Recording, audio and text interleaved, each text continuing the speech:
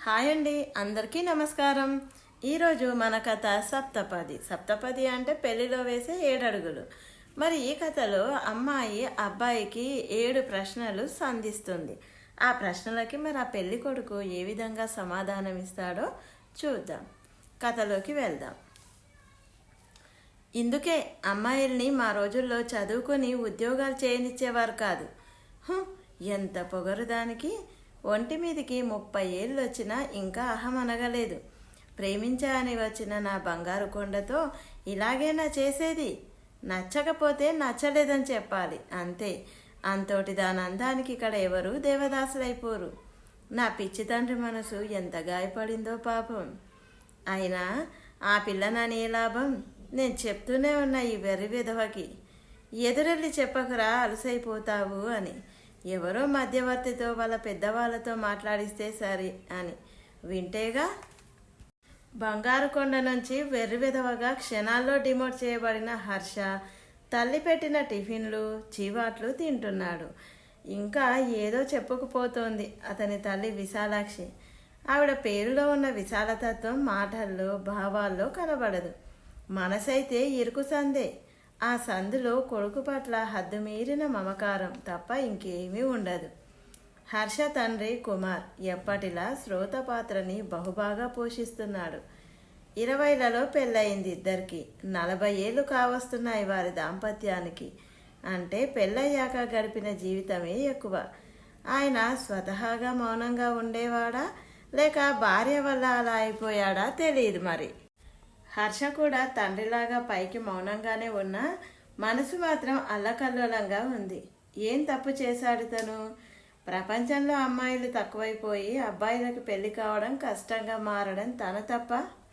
ఉన్న అమ్మాయిలు తను నచ్చలేదని రిజెక్ట్ చేయడం తన తప్ప? అసలు వాళ్ళకి నచ్చనట్టుగా తనని సాధారణ రూపురేఖలతో కన్నది వీళ్ళిద్దరే కదా. మంచి రంగు లేదు, కలగల మొహము కాదు.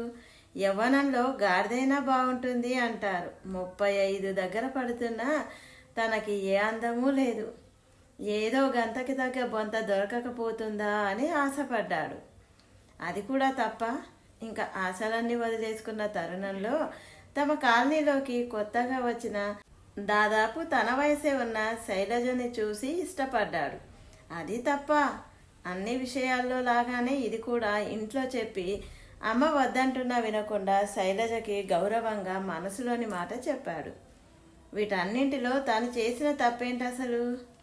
ఆ అమ్మాయి కూడా మనసులో మాట అంత ఎమోషనల్గా చెప్తే అంత డ్రైగా బిహేవ్ చేస్తుందా? ఆమె ఇచ్చిన కాగితం ఇంకా అతని చేతిలోనే ఉంది. A4 సైజ్ కాగితం మీద ఏవో ప్రశ్నలు రాసున్నాయి. తనకి చదివే అవకాశం దొరకలేదు. తిన్నగా ఇంటికి తీసుకొచ్చేశాడు పేపర్. ఏది చూపించు ఆ కాగితం, విసురుగా లాక్కుంది విశాలాక్షి. ప్రేమించా అని చెప్తే క్వశ్చన్ పేపర్ ఇస్తుందా? Question paper! ఈవిడో రాజకుమారి, ఇదో స్వయంవరం మరి. సిగ్గు లేకపోతే సరే. నాకు అర్థమైందిరా, ఇందుకే దానికి ఇన్నేళ్ళు వచ్చినా పెళ్లి కాలేదు. ఎవరొప్పుకుంటారు ఈ వెధవ యక్ష ప్రశ్నలకు సమాధానం ఇమ్మంటే? పేపర్ విసిరు కొట్టింది విశాలాక్షి. కుమార్ రీడింగ్ గ్లాసెస్ పెట్టుకొని ఆ పేపర్ చేతిలోకి తీసుకున్నాడు. ఆ పేపర్ ముక్క చదవడానికి అట్టే సమయం ఏం పట్టలేదు మరి. యక్ష ప్రశ్నల్లా లేవే. ఈ మధ్య ఇంటర్నెట్లోనూ వాట్సాప్ ఫార్వర్డ్లోనూ చూశాను. ఇలాంటి మెసేజ్ ఏదో కాకపోతే అది ఇంగ్లీష్లో చూశాను. పెళ్ళికి ముందే మాట్లాడుకోవాల్సిన కొన్ని విషయాల్ని ఇలా తెలుగులో ప్రశ్నలుగా రాసి వాటికి సప్తపది అని పేరు పెట్టింది ఆ అమ్మాయి. విశాలాక్షికి విసుగొచ్చింది. మీరొకరు ప్రతి విషయంలోనూ ప్రొఫెసర్ అనిపించుకుంటూ ఉంటారు. ఏదో డాక్యుమెంటరీలో లాగా, టీవీలో న్యూస్ చదివే వాళ్ళలాగా పేపర్లో ఏముందో చప్పగా చెప్పడం తప్ప మన అబ్బాయికి ఎంత అవమానమో ఆలోచించరేం? కొంచెం ఎమోషనల్ చూపించరేం? మీరు అలా ఉండబట్టే నేను ఇలా తయారయ్యాను. మీరు సోక్రటీసు, నేను ఆయన గయ్యాలి భార్యని, అంతే కదా. పెళ్ళైన కొత్తలో సరదాగా తన ఫిలాసఫీ టెక్స్ట్ బుక్లో ఉన్నది ఆమెకు చెప్పి ఎంత తప్పు చేశాడో ఈ 40 ఏళ్ళు గుర్తు చేస్తూనే ఉంది విశాలాక్షి. ఇలాంటి మనస్తత్వం అని తెలియక ఆమెతో గ్రీక్ ఫిలాసఫీ షేర్ చేసుకున్న తన అమాయకత్వం గుర్తొచ్చి చిన్నగా నవ్వుకున్నాడు కుమార్. దీంతో విశాలాక్షికి కోపం నశాలానికి ఎక్కింది. నీరు తన బాయిలింగ్ పాయింట్ దాటినప్పుడు ఆవిరవుతుంది. విశాలాక్షి కోపం మాత్రం హద్దు దాటినప్పుడు నీరవుతుంది. అది ఆమె ఎర్రబారిన కళ్ళల్లోంచి ధారాపాతంగా ప్రవహిస్తుంది.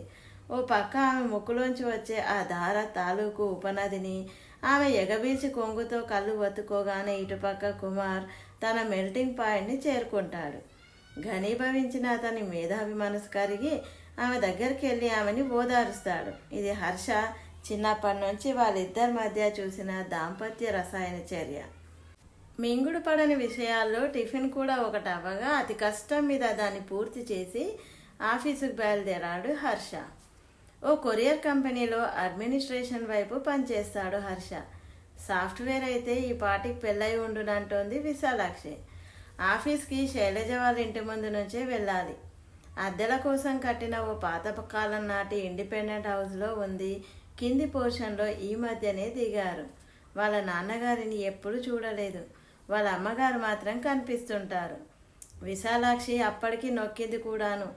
ఈ మధ్య ఎవరైనా బొట్టు పెట్టేసుకుంటున్నారు, మొగుడు ఉన్నాడో పోయాడో తెలియడం లేదని. ఆమె కనిపించకపోతేనే బాగుండునని ప్రార్థిస్తూ అటుగా బండిపోనిచ్చాడు. లక్కీగా బయట కనిపించలేదు. కానీ వాళ్ళ వసారా చూసి తీరాలి మరి. వాళ్ళ ఇంట్లో దిగిన రోజు అన్ని మొక్కలు చూసి ఆశ్చర్యపోయాడు. వాటిని ఎంత బాగా సర్దుకున్నారో. అదే ఇల్లు అయితేనే ఓ చిన్న గార్డెన్ ఉన్నట్టు ఉంటుంది వారి వాకిట్లో. ఈ మాట అమ్మతో అంటే, ఇంట్లో పని లేకపోతే నేను పెంచుతా మొక్కలు అంది. శైలజతో మొదటి చూపులో ప్రేమలో ఏమీ పర్లేదు తను. వాళ్ళ ఇంటి ఓనర్ వాళ్ళు తమ ఫ్యామిలీ ఫ్రెండ్స్. సిటీలోనే వేరే ఏరియాలో ఉంటారు. ఈ ఇంటికి సంబంధించి చిన్న చిన్న పనులు పడినప్పుడు వాళ్ళు అంత దూరం నుంచి రాకుండా తనే చూసుకుంటాడు. అలా ఆ ఇంటికి రాకపోకలు కుదిరాయి. వాళ్ళ ఇల్లు సర్దుకున్న తీరు నచ్చేది హర్షకి. శైలజ ఏదో ఆన్లైన్ వర్క్ చేస్తుంది ఇంటి నుంచే. ఆమె వర్క్ టేబుల్ ఎంత బాగా సర్దుకుందో. వ్యక్తిత్వ వికాసానికి సంబంధించి ఆమె చదివే కొన్ని పుస్తకాలు అవి షెల్ఫ్లో పెట్టుకుంది. ఆమెలో తనకేం నచ్చింది చెప్పలేడు హర్ష. అతను కవి కాదు, ఆమె పెద్ద అందగత్తె కూడా కాదు. అతనికి ఈ మధ్య రీల్స్ చూసి కొన్ని పదాలు తెలిసాయి. అందులో ఆరా అనే పదం ఒకటి. ఆమె ఆరా చాలా ప్రశాంతంగా అనిపిస్తుంది. ఒక వస్తువు తీయబోయి ఇంట్లో ఉండే ఓ ఆదివారం నాడు విశాలాక్షి చెప్పిన మీదట తెల్లవారుజామునే లేచి స్నానం పూజ చేసుకొని కుంకుమ విభూది పెట్టుకొని హాల్లో కూర్చొని ఉన్నాడు హర్ష. ఇప్పుడు ఆ గదే అతని ఎగ్జామ్ హాల్. కుమార్ తన ప్రొఫెసరిత్వాన్ని మరోసారి నిరూపించుకుంటూ ప్యాడ్, కాగితాలు, పెన్ను తెచ్చాడు. విశాలాక్షి కూడా వచ్చి కూర్చుంది. ఇద్దరి బాయిలింగ్ మెల్టింగ్ పాయింట్లు ఒక సమ ఉష్ణ స్థితికి చేరి రూమ్ టెంపరేచర్కి వచ్చాయి. విశాలాక్షి మన్నడి కన్నా కొంత శాంతపడింది. కుమార్ కొంత యాక్టివ్ అయ్యాడు. హర్షకి తెలుసు తండ్రి తల్లికి తనదైన శైలిలో ట్యూషన్ క్లాస్ తీసుకున్నాడు అని. ఇష్టం లేకుండా పరీక్షలో కూర్చున్న విద్యార్థినిలా ఉంది విశాలాక్షి. ఇన్విజిలేటర్లా ఉన్నాడు కుమార్. ఆ రోజు ఏ సబ్జెక్టులో పరీక్ష కూడా తెలియని విద్యార్థిలాగా ఉన్నాడు హర్ష. ప్యాడ్లో తెల్ల కాగితాల పైన శైలజ ఇచ్చిన ప్రశ్నాపత్రం కనిపిస్తోంది. కుమార్ గొంతు సవరించుకున్నాడు. అక్కడ ఇద్దరే ఉన్నా ఓ క్లాస్ రూమ్ నిండా పిల్లలున్నట్టు మాట్లాడడం మొదలుపెట్టాడు కుమార్. ఇప్పుడు వివాహ వ్యవస్థ మారింది. 100 అబద్ధాలు ఆడి చేసే పెళ్ళిళ్ళు, పెళ్లి రోజే మొదటిసారి చూసుకునే పెళ్ళిళ్ళు, భార్య అంటే పని మనిషి, వంట మనిషి, పిల్లల్ని కనే మనిషి, మొగుడంటే ఏటీఎం, ఒక కుటుంబానికి సెక్యూరిటీ గార్డు, ఇలాంటి అవసరాల కోసం చేసుకునే పెళ్ళిళ్ళు ఇప్పుడు లేవు మరి. ఇది నిజానికి చాలా మంచి మార్పు. విశాలాక్షి గొప్పే అన్నట్టు వెటకారంగా చూసింది. పెళ్ళికి ముందు మాట్లాడుకోండి అని ఇప్పుడు పెద్దవాళ్ళే స్వాతంత్రం ఇస్తున్నా పాపం పిల్లలు స్వీట్ నథింగ్స్ మాట్లాడుకుంటూ బంగారం లాంటి ఆ సమయాన్ని వృధా చేసుకుంటున్నారు. అలాంటిది ఈ అమ్మాయి శైలజ ఎంతో ఆలోచనతో ఇలాంటి ముఖ్యమైన విషయాలని ఒక చోట క్రోడీకరించి విశాలాక్షికి ఇంకా విసుగొచ్చింది. అబ్బా చాలండి, పరాయి పిల్లని పొగిడింది చాలు. నేను మీ సామాజిక శాస్త్రం లెక్చరర్లు వినడానికి కూర్చోలేదు మరి. పిల్లాడి భవిష్యత్తు బాగుంటుంది అన్నారని అన్నీ సహించి కూర్చుంటున్నాను. ముందు ఆ పిల్ల ఏం అడిగిందో చెప్పండి. రీడింగ్ గ్లాసెస్ సర్చ్ చేసుకొని మొదటి ప్రశ్న చదివాడు కుమార్. మీ మీద ఉన్న ఆర్థిక బాధ్యతలేంటి? మీ ఆర్థిక అలవాట్లు ఏమిటి? మీది ఖర్చు చేసే తత్వమా, దాచుకునే తత్వమా? పెళ్ళయ్యాక ఆర్థిక పరంగా నా గురించి మీకున్న అంచనాలు ఎటువంటివి? హర్ష బుర్రలోకి ఈ ప్రశ్నలు చేరకముందే విశాలాక్షి కయ్యమని లేచింది. అనుకుంటూనే ఉన్నాను, చూడు ఈ పిల్ల ఎంత జాను. మగ పెళ్లి వాళ్ళం, కట్నం గిట్నం మాట్లాడాల్సిన వాళ్ళం. మనమే నోరు మూసుకొని ఉంటే ఈ పిల్ల చెలరేగిపోతుంది చూడండి. కుమార్ విశాలాక్షి వైపు చూశాడు. కాలుతున్న పెనం కింద బర్నర్ని సిమ్లో పెట్టినట్లు ఆ సమయానికి మాత్రం పొగలు తగ్గాయి విశాలాక్షిలో. హర్ష వైపు చూశాడు కుమార్. వచ్చిన జీతం వచ్చినట్టు తల్లి చేతిలో పెట్టే హర్షకి ఏ జవాబు తట్టలేదా ప్రశ్నకి. విశాలాక్షి ఇది అర్థమైనట్టు తర్వాత చెప్తాడులేండి, రెండో చదవండి అంది. కుమార్ అయిష్టంగానే రెండో ప్రశ్నకి మూవ్ ఆన్ అయ్యాడు. రెండో ప్రశ్న, పెళ్ళయ్యాక అందరం కలిసే ఉంటామా? అలా కలిసి ప్రశాంతంగా ఉండే పరిస్థితులు ఉన్నాయా? దానివల్ల కలిగే సమస్యల్ని ఎలా ఎదుర్కోవాలనుకుంటున్నారు మీరు? విశాలాక్షి అందుకుంది. ఈ పిల్ల వేరు కాపురం పెట్టించకపోతే నా పేరు మార్చుకుంటాను చూడండి. నన్ను వీడిని విడదిద్దామని చూస్తోంది. ఇంకా మూడు ముళ్ళు పడకముందే. కుమార్ తల పట్టుకున్నాడు. హర్ష తల్లి వైపు చూస్తూ ఉండిపోయాడు. శైలజ అడిగిన ప్రశ్నకి తల్లి మాటల్లో జవాబు వినిపించకనే వినిపించింది హర్షకి. విశాలాక్షి కుమార్తో తల మీద నుంచి చేయి తీయండి, మంచిది కాదంటారు. తర్వాత ఏమడిగిందో యక్షిని. కుమార్ చదివాడు. పిల్లలు కావాలనుకుంటున్నారా? ఎంతమంది? పెంపకాల విషయంలో స్పష్టత ఉందా? ఎలాంటి విలువలతో పెంచాలనుకుంటున్నారు? విశాలాక్షి వెంటనే, అమ్మా తల్లి, మేము చేస్తున్నాం సంసారాలు. ఇన్ని ఆరాలు మేమెన్నడూ తీసేరగమమ్మా. దేవుడు పిల్లల్ని ఇచ్చాడు కన్నా, మాకు ఒక్కనే ఇచ్చాడు. కంటికి రెప్పలా సాకాం. గొంతు గద్గదమైంది విశాలాక్షికి. హర్ష తీవ్రమైన ఆలోచనలో పడ్డాడు. కుమార్ ఇది గమనించాడు.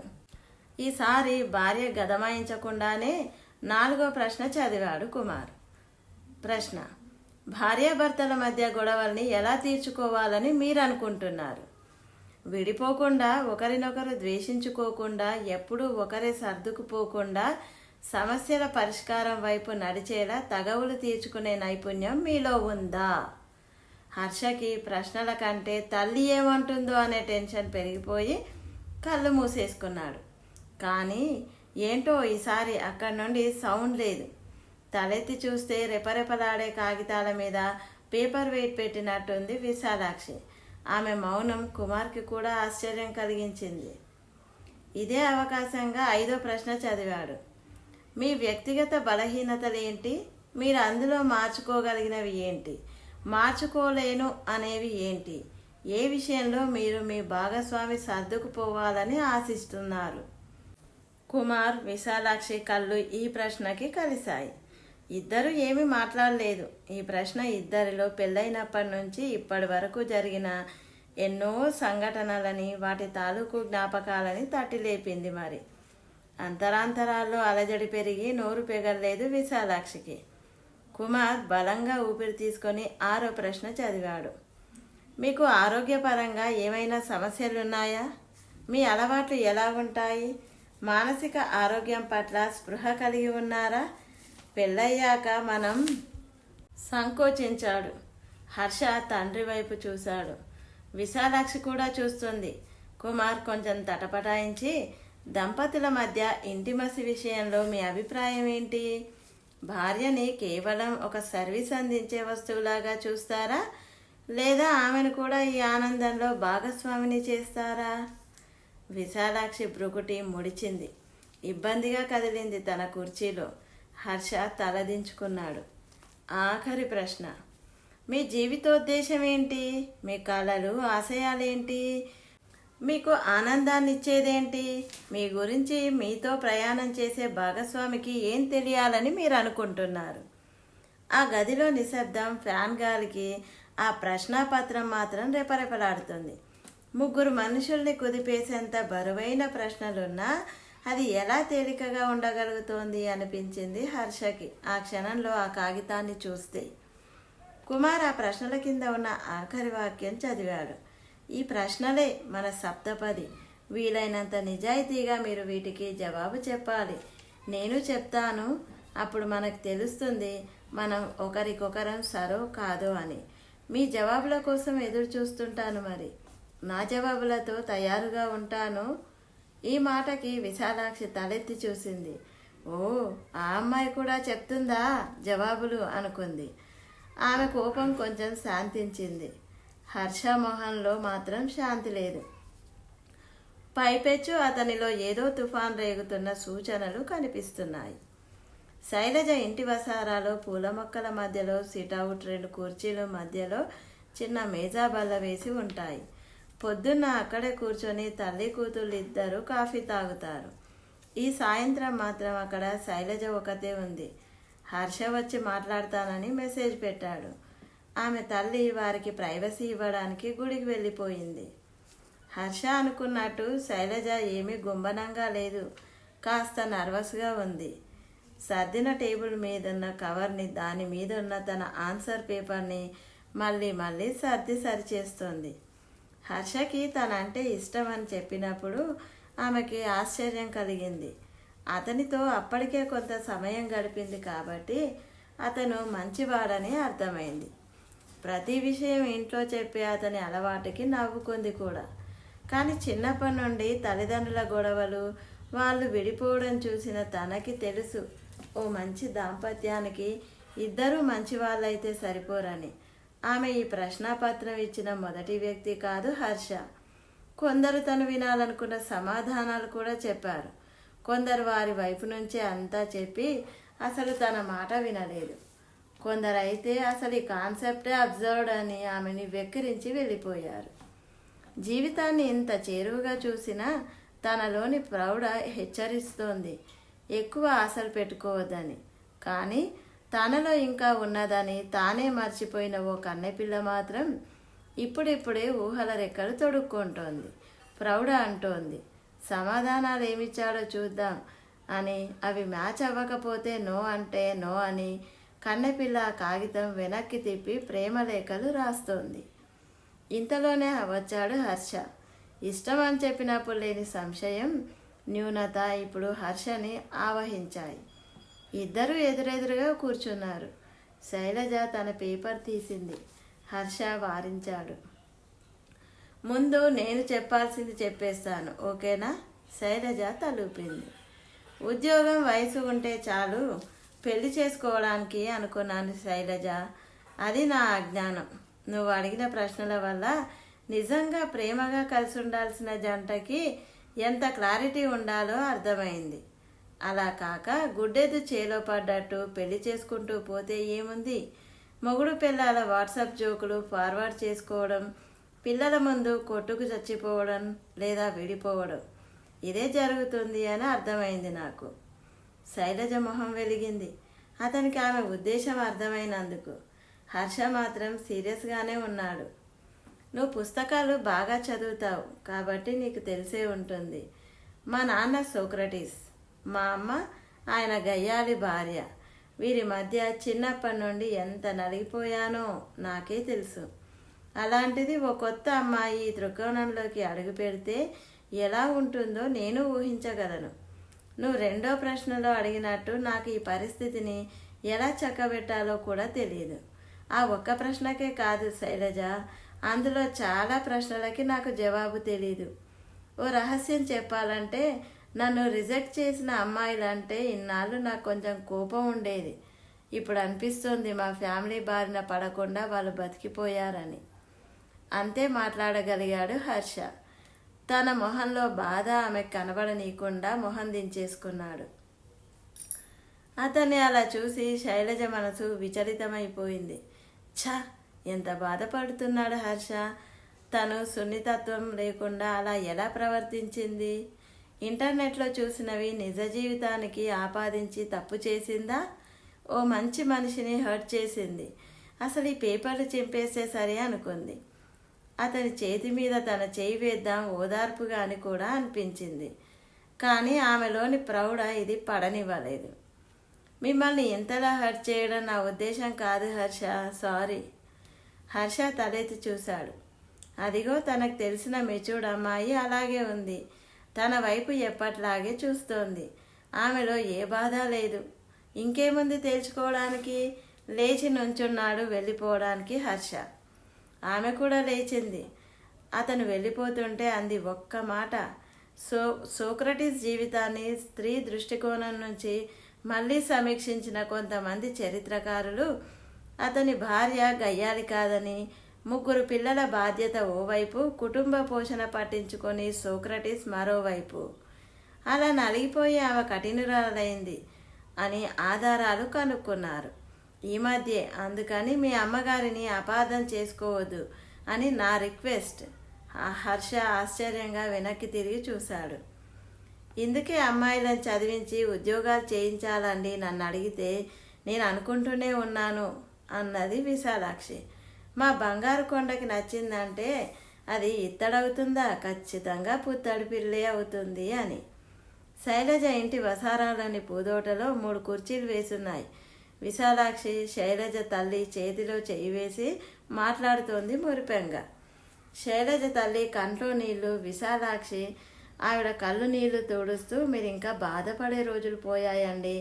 మీ ఒక్కగానొక్క కూతురికి మా ఒక్కగానొక్క కొడుకు, ఇంటెదురుగానే కాపురం. మీరు ఒంటరిగా ఉండరు. పిల్ల పుట్టిల్లు పక్కనే ఉన్నట్టుంటుంది. ఏమంటారు? అంది విశాలాక్షి. బయట నుంచి విశాలాక్షి తీయటి మాటలు లోపలున్న హర్ష శైలజకి వినిపిస్తున్నాయి. హర్ష శైలజ భుజం తట్టి తన జేబులోంచి ఓ కాగితం తీశాడు. ఆమె తెరిచి చూసింది. పూర్తిగా జవాబులు నింపి ఉన్న సప్తపది ప్రశ్నాపత్రం అది. ఆశ్చర్యంగా చూసింది అతని వైపు. హర్ష నవ్వి వెళ్ళిపోతుంటే తన చేత్తో ఆపి పక్కనే కూర్చోపెట్టుకొని సమాధానాలు చదవసాగింది శైలజ. ఆమె మొహంలో వెలుగు. ఈ కథ గనక మీకు నచ్చినట్లయితే నా ఛానల్ని సబ్స్క్రైబ్ చేసుకోండి. నా ఛానల్లో మంచి మంచి కథలు, సామెతలు, మరి ఇంకెన్నో విషయాలను చూడగలరు.